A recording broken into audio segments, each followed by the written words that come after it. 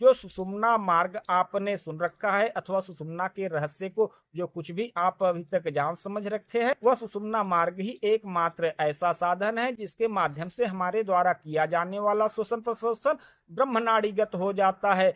और वह ब्रह्मनाड़ीगत गया हुआ प्राणवायु धीरे धीरे यत्न पूर्ण करते करते एक समय मस्तक तक पहुंच जाता है। और जब वह प्राणवायु मस्तक तक पहुंच जाए, जिसे आप खट चक्र आदि भेदन की बात करते हैं बहुत सारी, चूंकि उन सभी चीजों की बात हम इस प्रस्तुति में नहीं करेंगे। हाँ, किंतु इस प्रस्तुति में हम आपके साथ एक विशेष प्राणायाम को अवश्य साझा करेंगे, उसकी युक्ति को बताएंगे, जिसका अभ्यास करते रहेंगे एक न एक दिन आपका यह प्राण उन्मनी हो जाएगा और स्वतः ही मस्तक तक पहुंच जाएगा। आप ध्यान दिए होंगे तो ध्यान दिए होंगे, योग आदि में जो अष्टांग योग आदि का विवरण आपको प्राप्त होता है, उसका हेतु भी सिर्फ यही है, कुछ और नहीं। संपूर्ण योग सांसों की ही साधना है। स्वर आदि जो कुछ भी है, यह सांसों की ही साधना है, कुछ और नहीं। यह सांस ही इस ब्रह्मांड का मूल रहस्य है और आपके शरीर का भी यह मूल रहस्य है। यदि सांस के रहस्य को आप जरा सा भी जान पाए तो शरीर और संसार तथा सृष्टि के बहुत सारे रहस्य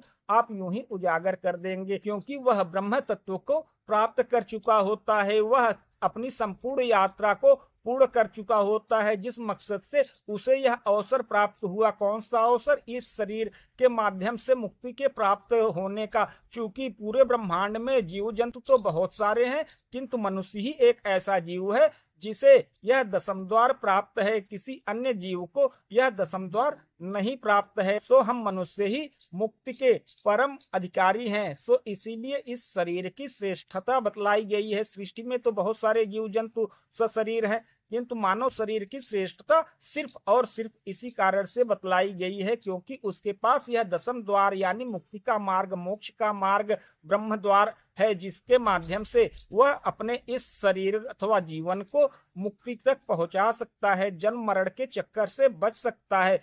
तो चलिए, जब बात मुक्ति की हो रही है तो लगे हाथ यह भी जान लेते हैं कि वास्तव में मुक्ति क्या है। मुक्ति यानी जन्म और मृत्यु के बीच का एक मार्ग, जिस मार्ग पर जाते ही मनुष्य जन्म मरण के चक्कर से मुक्त हो जाता है, इसीलिए वह मोक्ष मार्ग कहलाता है। और यही मोक्ष मार्ग आपका दसम द्वार है, कुछ और नहीं। यह दसम द्वार सिर्फ और सिर्फ इस समूचे सृष्टि में हम मनुष्य को ही प्राप्त है, किसी अन्य जीव को नहीं। तो चलिए लगे हाथ हम अपने शरीर के उन 10 द्वार को भी जान लेते हैं और उनके स्थान को भी जान लेते हैं, और कुछ विशेष रोचक रहस्य को भी हम आपके साथ साझा कर देंगे। किंतु प्रस्तुति में आप हमारे साथ बने रहिएगा।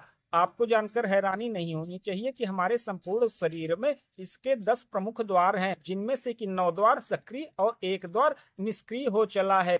10 द्वार को आप ऐसे जानिए कि 2 द्वार हमारे ये 2 कान, 2 आंखें, 2 नासिका, 1 मुख, यह शरीर के ऊर्ध्व द्वार हो गए। और शरीर के अधो द्वार 2 हुए, एक उपस्थ और दूसरा मल द्वार गुदा। आपकी ये मुख और 2 नासिका, 2 आंख, 2 कान, ये 7 ऊपर के और वो 2 नीचे के, टोटल मिला के यह 9 द्वार हुए। ये सभी के सभी द्वार सक्रिय आप पाएंगे, इसका अनुभव कर लीजिए। किंतु आपका यह जो दसम द्वार है, आपका यह तालु स्थान जहां मन निवास करता है, तो आपको जानकर हैरानी नहीं होनी चाहिए कि हमारे शरीर में मन जहां स्थित होता है वही स्थान यह दसम द्वार का स्थान है। अर्थात कि आपका यह तालु, आपका यह जो तालु है अभी बंद हो रखा है, आपका यह तालु ही आपका दसम द्वार है। जब किसी शिशु को आप देखेंगे उसका तालु बहुत तेजी तेजी चलता आपको मिलेगा, और उस पर जो स्किन होती है, परत होती है चमड़े की,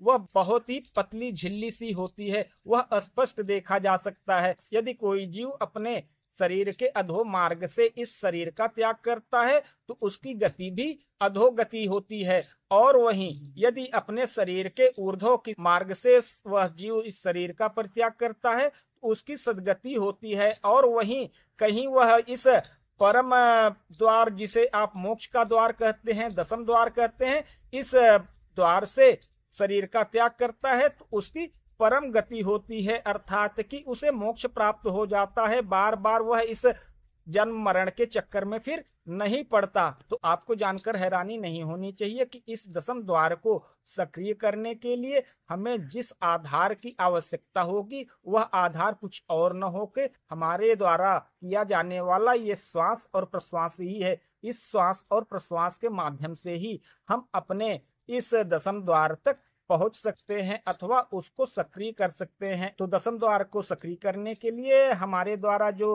पिछली प्रस्तुति आपसे साझा की गई थी भस्त्रिका कुंभक प्राणायाम, यदि आप भस्त्रिका कुंभक प्राणायाम का निरंतर अभ्यास कर सके तो आपका एक न एक दिन प्राण उन्मनी स्वतः ही हो जाएगा। और प्राण के उन्मनी होते रहने पर निरंतर आप इसका अभ्यास करते रहे तो यह निरंतर प्राणवायु ऊपर को चढ़ता ही जाएगा। आप सोचे कि हम एक दिन अभ्यास करने बैठे और एक ही दिन में हमारा यह प्राण वायु आपके हठ से मस्तक तक पहुंच जाए, तो ऐसा कदापि संभव नहीं है। ये बहुत दिन निरंतर अभ्यास करते करते एक एक चरण यह प्राण वायु ऊपर उठता है और जब यह प्राण वायु उन्मनी की स्थिति में होकर पूरे मस्तक तक पहुंच जाता है, जिसकी संपूर्ण चर्चा हम भस्त्रिका कुंभक प्राणायाम में आपके साथ किया ही है, उसका लिंक हम डिस्क्रिप्शन बॉक्स में दे देंगे और इस प्रस्तुति के अंत में इंड स्क्रीन पर उस प्रस्तुति को भी साझा कर देंगे, आप चाहें तो उसे वहां से देख लीजिएगा। तो चलिए प्रस्तुति को आगे बढ़ाते हुए अब इसके कुछ रोचक रहस्य को भी जान लेते हैं। तो हमारे शरीर के ये जो 10 द्वार हैं हमारे शरीर के 10 इंद्रिय स्थान पर स्थित हैं। तो आपको बताते चले कि इस संपूर्ण संसार और शरीर का भोग हम 10 इंद्रियों अथवा 10 विषयों के माध्यम से करते हैं। जब कभी भी बात आ जाए इंद्रियों की तो आपकी यह 10 इंद्रियां ही 10 विषय हैं। जब कभी भी बात इंद्रियों की आए तो आप झट से समझ लीजिएगा कि बात विषय की हो रही है, और जब कभी भी बात विषय की हो तो आप उसी समय झट से अनुमान लगा लीजिएगा कि बात इंद्रियों की हो रही है। वह कैसे? वह ऐसे कि समस्त इंद्रियों का स्वतंत्र अपना एक अलग अलग विषय है। जैसे आंख, इसका कार्य है देखना, कान इसका कार्य है सुनना। ये हमारे सारे के सारे इंद्रिय अपने अपने विषय में ही आसक्त रहते हैं, किसी दूसरे के कार्य में हस्तक्षेप नहीं करते, यानी एक इंद्रिय दूसरे इंद्रिय के कार्य में हस्तक्षेप नहीं करता। सो हमारे यह 10 इंद्रिय, 10 विषय और यह 10 द्वार, इसके रोचक रहस्य को आप जरा सा ऐसे समझिएगा। यदि आपने ध्यान दिया होगा तो एक जिज्ञासा अवश्य उमड़ेगी कि यदि हमारे सभी विषय अथवा इंद्रिय स्थान ही द्वारों के स्थान है तो हमारा जो मन है वह इंद्रिय तो नहीं है। तो आपको जानकर हैरानी नहीं होनी चाहिए कि हमारे मन को उभय इंद्रिय कहते हैं। यह एक ऐसा इंद्रिय है जो कि किसी भी विषय अथवा इंद्रिय के कार्य में हस्तक्षेप कर सकता है अथवा उनसे कार्य करा सकता है। यह सब कुछ कर सकता है, इसीलिए इसे उभय इंद्रिय कहा गया है। सब मिला के आपके टोटल 11 इंद्रिय हुए। सो आपके मन का निवास स्थान यहाँ है, इस कारण आपका यह 10म द्वार यहाँ स्थित है। 10म द्वार के अन्य रहस्यों को और बहुत सारी विशेषताओं को, इसके विधियों को, कैसे इसे जागृत किया जाए, कैसे इसे एक्टिव किया जाए आदि प्रकरण को लेकर हम किसी अन्य प्रस्तुति में पुनः उपस्थित होंगे। तब तक के लिए